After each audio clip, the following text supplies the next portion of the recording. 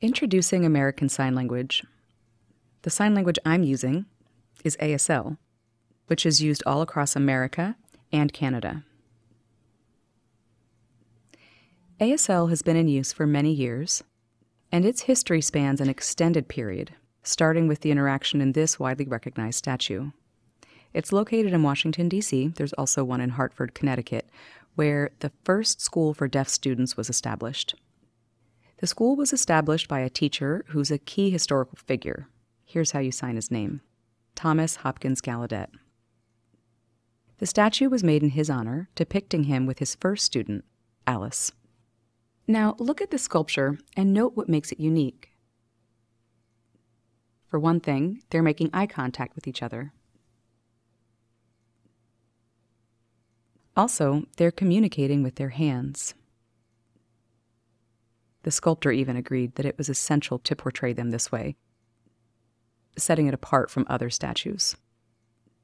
Let's take a closer look at what the exact shape of their hands means. Those of you who already know sign language will recognize that this hand shape can be used for the letter A to represent the written form. Thomas is modeling the hand shape for Alice. This statue is important because it allows people to see that deaf students are literate, which is why Alice is shown with a book.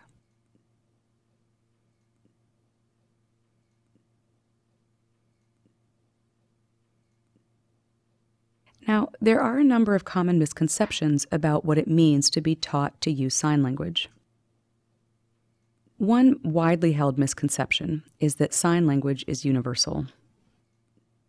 Many people mistakenly think that there is just one sign language, so they think if they saw people signing in another country, they'd expect it to be the same as what's used in the United States.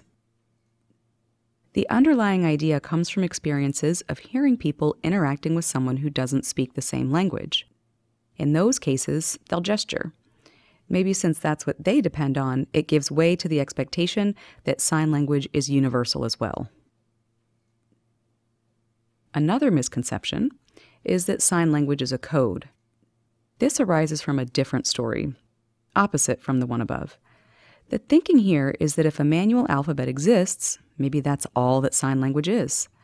Often people learn only the alphabet and think that they know sign language when this is not the case. There's much more to it. Now, what gives rise to these misconceptions?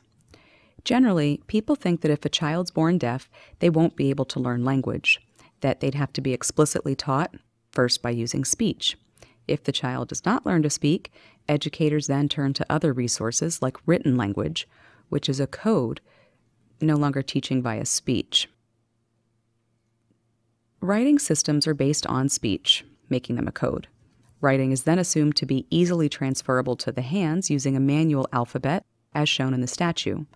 Often, people misinterpret images like this, resulting in misconceptions about ASL. The reality of the American signer as a polyglot. To help you see what I mean, take myself and others like me who teach. I'm lecturing in ASL, and I'm also using written English. What that means is that many of our interactions include two languages, ASL and English. We use both languages so often that they influence our thoughts, how we process information, how we read, and translate between ASL and English. Given that we know at least two languages, we should consider ourselves polyglots, meaning that we know multiple languages. Now, look back at Alice. She's forming a letter with her hand. She also knows signs and is literate, represented by the book.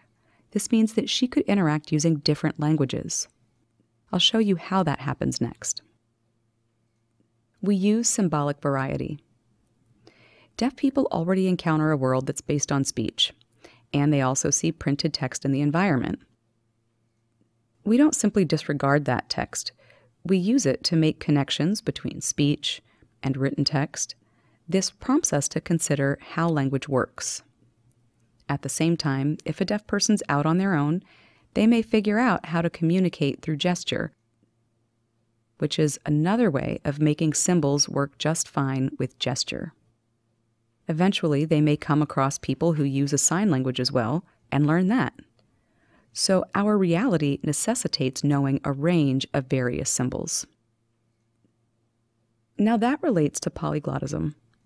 This term is coming into popular use, but is roughly equivalent to the concept of multilingualism. The underlying meaning has to do with a person who understands different symbols and how to use forms in various ways, or symbolic variety. One example is knowing the sign equivalent of a word. Polyglots can find English equivalents for signs, and vice versa, to express the same concept in each language by using different forms.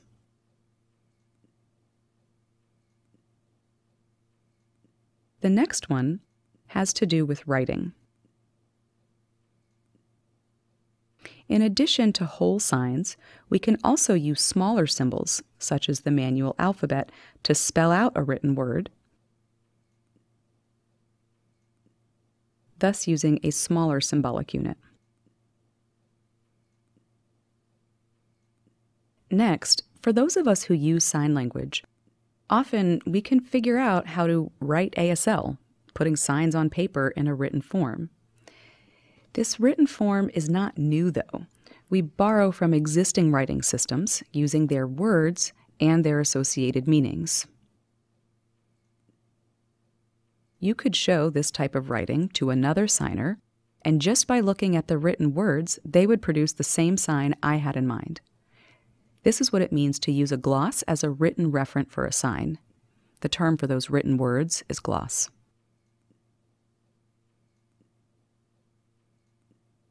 Altogether, these examples should help you see that when doing research or teaching, often the written word is used. We have ways of using writing, but how do you know if a word represents a sign or fingerspelling? I'll show you. These three forms all mean the same thing.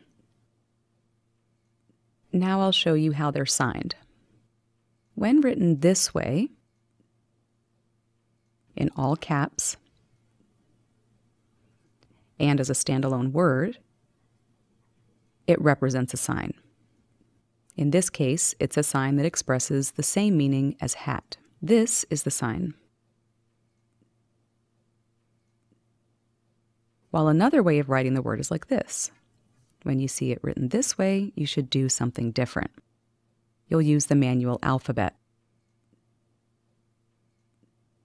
Also, you can refer to the meaning, separate from the other two forms, by using single quotes. Writing in these ways brings us back to symbolic variety. There are various ways of showing the same meaning. These three mean the same thing, but their forms, the symbols they use, are different. Tracing the origin of symbols through phonology. Note that this will have to do with the emergence of particular words and where they came from years ago. This is what I mean by their origins. For spoken languages, people can study written symbols and may see the same words in other languages, even if they aren't the exact same, but you can see a relationship between them by tracing the actual sounds and comparing them. This is what phonology means. The root phono means sound, so people study this by comparing sounds of various languages and are able to connect them through sound. Now, can we do that with sign languages, studying them in the same way? That work is actually underway, but I'll hold off on that for now, and we'll go back to the idea of how we compare spoken languages using hat as an example. In today's English, this is the standard way of writing hat. However, the word has also been found in books written like this.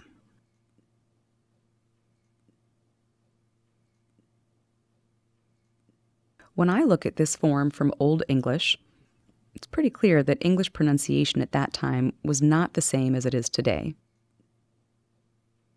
Scholars know this because the written forms in historic books are different, and they were based on speech. To precisely describe speech sounds on paper, linguists created a different system because typical written forms weren't enough. They modified certain letters like this in making the IPA, the International Phonetic Alphabet, in order to help them document exact speech sounds. By using the IPA, connections were found between Old English and Germanic, which were explained by the history of Germanic people from Northern Europe invading England, thus influencing their speech. Now, meanings can diverge even if the form, or the way it's pronounced, remains the same. I'll show you some examples. Old Norse was spoken by Vikings in the north who invaded many parts of Europe. The influence of their language is evident in languages throughout the region. This time we'll trace this via the word hood. At first glance, it looks like hood and hat are two completely different words. But in tracing the histories of the words, they appear to have come from one root word. Over time, the one word split into two, resulting in two different forms, hat and hood, which is signed like this. So, like how H-O-O-D is a standard spelling, we have also arrived at this standard sign. The idea behind this example is to point out that with speech, you may see symbols like this to show how to pronounce that word as it was incorporated into multiple languages throughout Europe, listed here. Now, ASL has its own legacy as well. When looking across time, increasingly we see that the evolution of ASL parallels what is seen in spoken languages, how they spread, and how they evolve over time. The same is true for how ASL spread throughout all of America and Canada. Of course, independent changes have occurred in different geographic areas, so you can draw comparisons using the same idea, and you can draw comparisons between modern signs and their French origins. Of course, there have also been other influences like language contact across ASL's entire history. This history provides a context for studying language evolution that is distinct from studying the evolution of historically related spoken languages around the world. We're now discovering that the very same principles apply to signed languages, and ASL is not the only sign language like this. Sign languages that are used in different geographic areas each have their own evolutionary histories, separate from each other. We're able to study the history of ASL in great depth because of its long history of documentation.